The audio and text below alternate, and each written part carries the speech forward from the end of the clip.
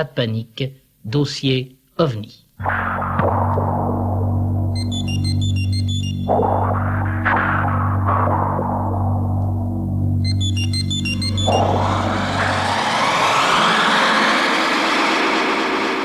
Dossier OVNI. Je vous l'ai dit tout à l'heure, ce soir c'est un dossier exceptionnel que nous allons vous présenter. Vous savez en effet depuis ce matin que Concorde a photographié un OVNI, un objet volant non identifié. La nouvelle a fait sensation et bien sûr, Jean-Claude Bourret, vous avez mené votre enquête.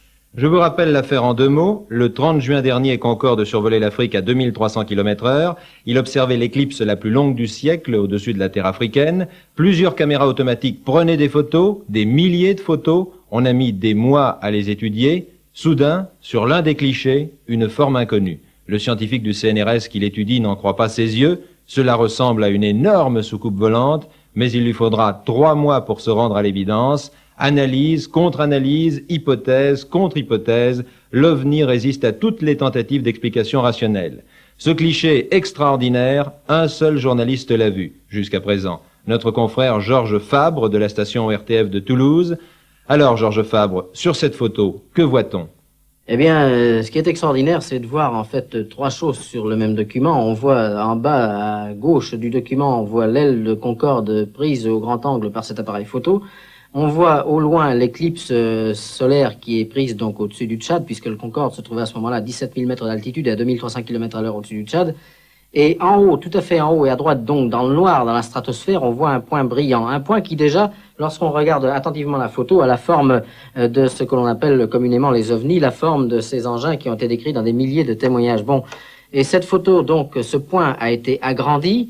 Et l'agrandissement montre un objet lumineux, extrêmement lumineux en son centre, puisque la gélatine de la photo a été brûlée littéralement. Et le bas de l'engin a une couleur vert.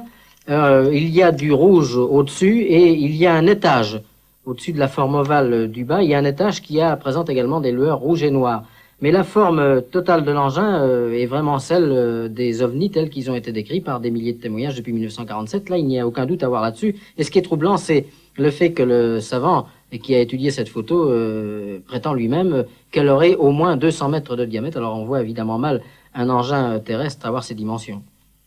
Vous avez vu cette photo et vous avez vraiment l'impression qu'il s'agit là d'un objet volant non identifié. Ah pas oui, d'erreur possible. j'ai lu évidemment comme vous certainement énormément de livres sur cette question, sur tout ce qui a été écrit, et j'ai même vu des dessins, enfin faits non pas par des profanes mais par des scientifiques.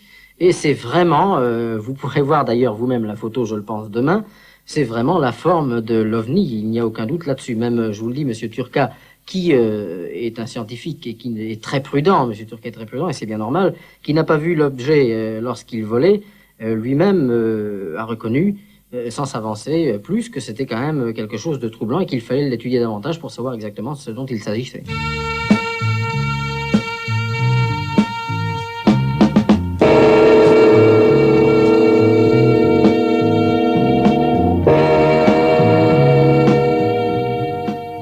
Je voudrais vous faire entendre maintenant l'opinion d'un astrophysicien du CNRS, Monsieur Couchemy. Monsieur Couchemy est précisément l'astrophysicien qui a étudié ce cliché.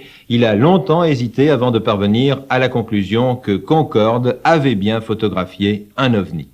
Eh bien, à partir de l'analyse du cliché, il semble que 2 choses puissent en résulter très importantes pour son interprétation. Il s'agit d'abord de la détermination de l'altitude du phénomène.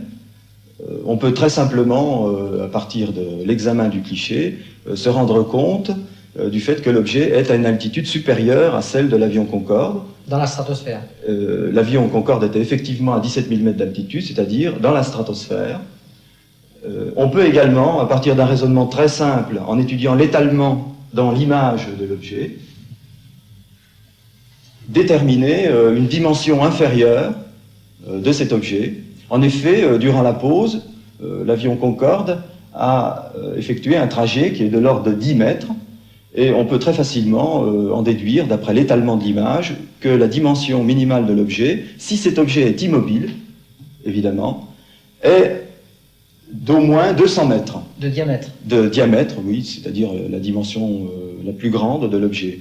À partir alors de la dimension angulaire, qu'il est facile de déterminer sur l'image de l'objet, on peut en déduire que le phénomène a eu lieu à une distance millimane de l'ordre de 20 km, et plutôt plus. Évidemment, l'objet n'était pas obligatoirement dans une attitude immobile, il pouvait suivre l'avion, et dans ces conditions, tous ces paramètres, évidemment, seraient différents. L'objet, donc, s'il suivait l'avion, serait plus petit. Oui, sans doute, oui. Je suppose que cette photo a fait l'objet d'études sérieuses. Est-ce qu'on a évoqué toutes les interprétations possibles? Est-ce qu'on a pensé à un nuage qui semblerait assez bizarre à 17 000 mètres d'altitude, à un effet d'optique, à une météorite ou à un ballon-sonde, par exemple? Oui, bien sûr, bien entendu. Nous avons envisagé, je pense, presque toutes les possibilités d'interprétation de ce cliché. Tout d'abord, évidemment, on pouvait l'interpréter en termes de défauts d'origine photographique, mais à l'évidence, on a pu montrer qu'il s'agissait d'une image, il s'agissait absolument d'une image dans la gélatine. On a également pensé qu'il pouvait s'agir d'un effet d'origine optique, comme une réflexion dans le hublot, une réflexion entre l'objectif et le hublot, ou même une réflexion venant même de l'aile de l'appareil. On a également éliminé cette hypothèse à partir de l'examen de l'ensemble des clichés, surtout. On a pensé aux effets atmosphériques, qui sont très souvent cités d'ailleurs, dans le cas de ce genre d'observation, tels que des phénomènes d'origine réfraction atmosphérique, ce qu'on appelle aussi quelquefois les mirages. On a également éliminé ces hypothèses.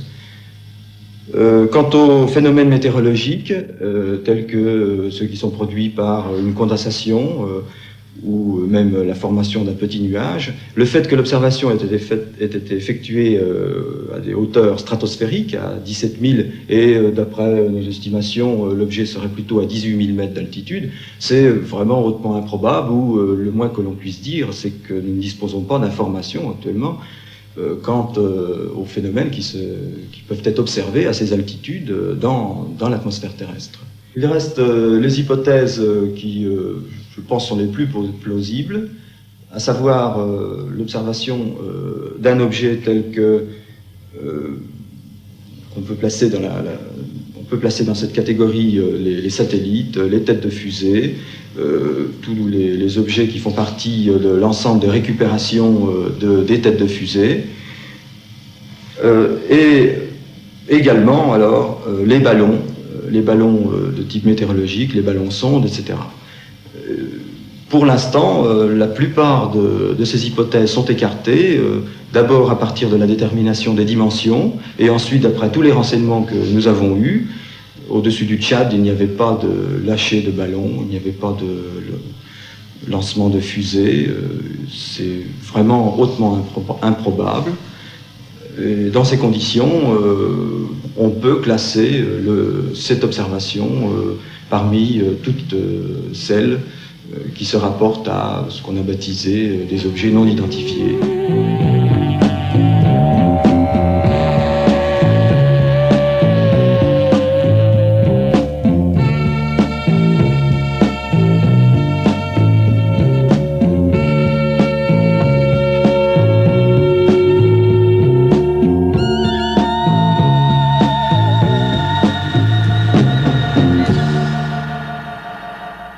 Un autre scientifique, Claude Poher, directeur du département fusée du CNES, le Centre national d'études spatiales, a étudié lui aussi ce cliché.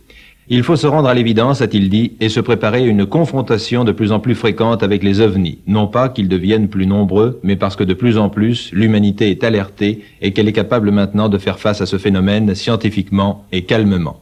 Comment, M. Poher, un scientifique, spécialiste des fusées, est-il parvenu à la certitude de l'existence des ovnis? Certainement pas grâce à la photo de Concorde, qui n'a fait que le conforter dans son opinion. Il y a en effet plusieurs années que Claude Poher a acquis une certitude. Comment? Voici sa réponse. Eh bien, je suis arrivé à cette conclusion parce que j'ai commencé à l'envers. J'ai commencé par me dire que c'était pas possible et j'ai voulu, par des moyens scientifiques, me prouver à moi-même que ça n'était pas vrai. Malheureusement, après 4 années d'études de ce genre, je suis arrivé à la conclusion opposée. C'est que les témoignages sont extrêmement cohérents et qu'on trouve dans les études statistiques sur un grand nombre de témoignages des phénomènes qui ne sont pas contenus dans les témoignages eux-mêmes, qui n'apparaissent que lorsque on fait ces statistiques sur ordinateur.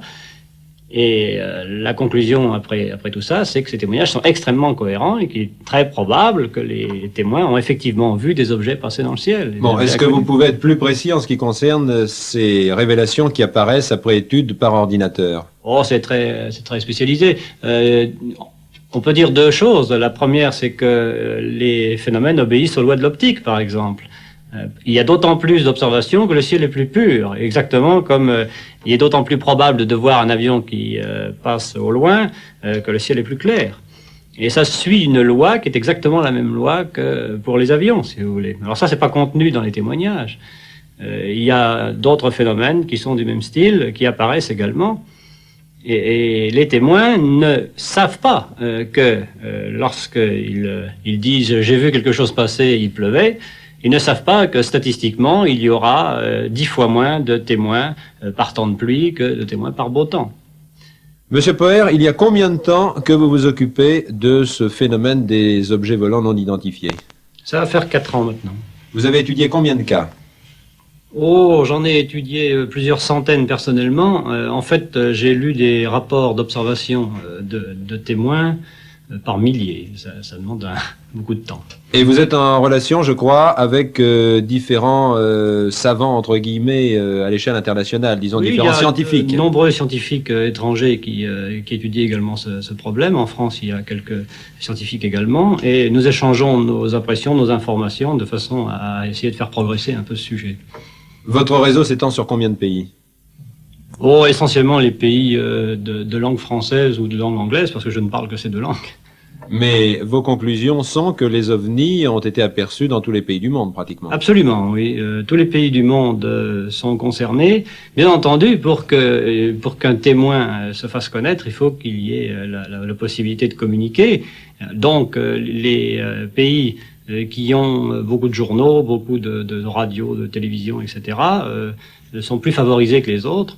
Mais même dans les pays dans lesquels il n'y a absolument aucune communication, on arrive à trouver des indigènes, par exemple, qui ont vu des phénomènes du même genre.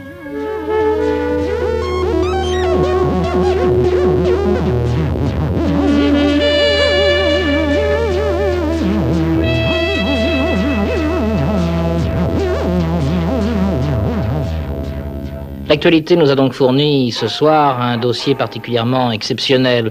Évidemment, demain, nous allons continuer cette enquête sur l'OVNI photographié par Concorde. Demain, Jean-Claude Bourret, que va-t-il se passer pour le 5e volet de ce dossier OVNI, pas de panique? Eh bien, dans cette affaire, nous naviguons à vue puisque nous suivons l'actualité. J'espère être en mesure demain de faire écouter aux auditeurs de France Inter le débat scientifique organisé autour de ce cliché extraordinaire pris par Concorde le 30 juin 1973 à 17 km d'altitude. Pas de panique, dossier OVNI.